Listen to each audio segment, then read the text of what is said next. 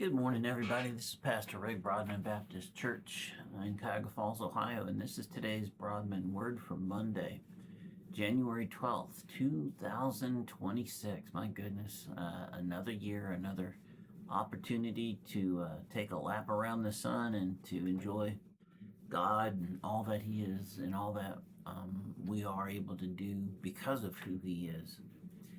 I wanted to talk to you today about Ecclesiastes 3 and there being a time for everything. And I'm sure you've heard it before, and there's quite a list of things that God says that there is a time for and not a time for.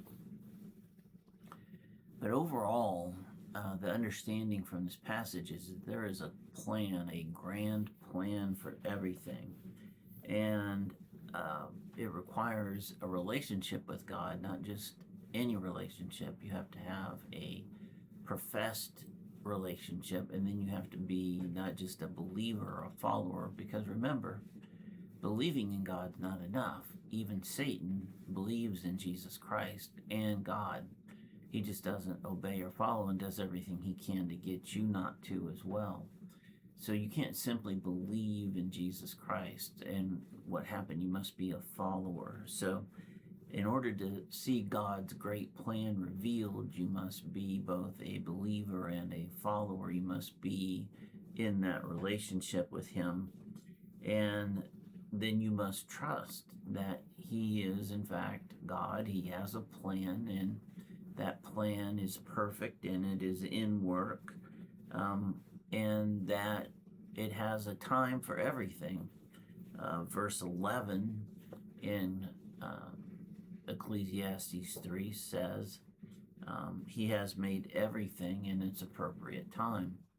So we don't get to choose the timeline. Things don't happen when we want or demand. It happens according to God. And the secondary understanding here is not only is there a grand plan in place, that it is working, it is in work, and that God is in charge of it, not us. So we must have that trust that He is in fact who He is and doing what He said He would do. Everything appropriate, or if you've got the NIV, everything beautiful, can be translated, however, to orderly. Means that there's an order. If you take the original language and you do the direct translation, you end up with orderly. And so what the writer of Ecclesiastes is saying is that there is an order to everything, that there is a time for everything, and that God is in control of both the order and the time. So whatever is happening, even when it seems to us to be bad, or maybe even one of the worst things that could happen, God can use that. You take the worst thing, that's the most grotesque murder ever of Jesus Christ, and look at the amazing good God did with that. He not only let that happen, He planned for that to happen because it was necessary, but He took even that most deepest, rootest evil of the hearts of men, and He turned it into something beautiful.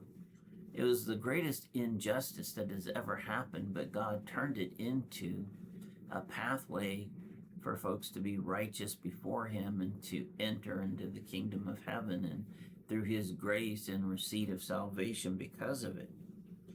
So if God could take something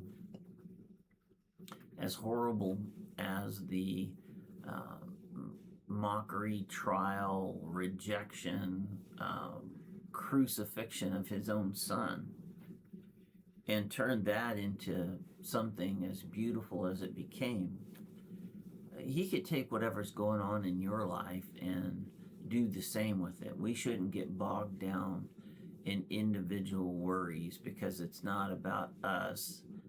It's about the grand plan and God working out His grand plan in the time and manner He sees fit. And so that brings us to the second point of being in its time. If you think about it, there's a lot that has to happen in humanity on any given day. And I'm not sure where God is ultimately going to draw the line to say, okay, now it's time for Jesus to come back. But we do know that there is a time. We're told, we're guaranteed that there is a time. So it's not for us to worry about or become overly concerned about what might be going on in any given period of time.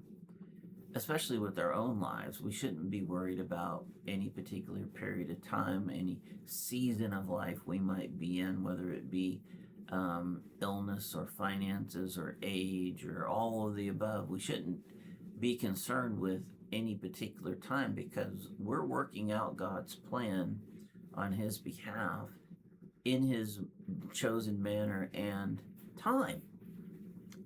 And so the eternal time frame of God is inconceivable to us, so we shouldn't waste time doing that. We shouldn't be upset, anxious, worried, or anything else about when Jesus is coming back or about what or when any particular thing is happening in our world. We should always speak the truth in love, be the voice with which God is making His plea to the darkness, move our individual crosses forward, carry the kingdom forward each and every day the best that we can, and just be happy that we're doing what God intended for us to do.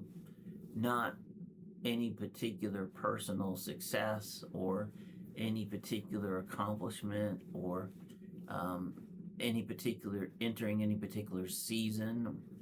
It should just all be joy. And so don't be surprised then that we each individually and corporately as a congregation and even larger than that as a nation go through things, fiery things and testing things, and because we need to suffer with Christ.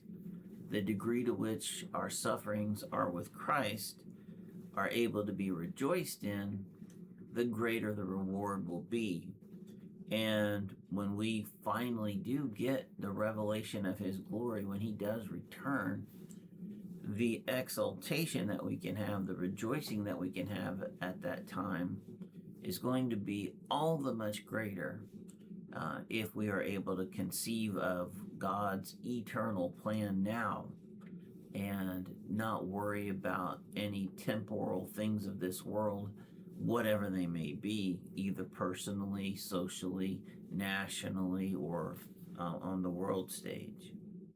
So we should then just be rejoicing. We should rejoice over the good times, the okay times, and we should rejoice over whatever it is we might be going through, whatever God has, because you should have the peace to know that is part of God's grand plan, and He's working it out through you and all of His children, all of the believers of the world. And so that is our source of joy, not anything the world can produce. Listen, I love you. Be an active, engaged part of God's plan today. And I'll see you next time.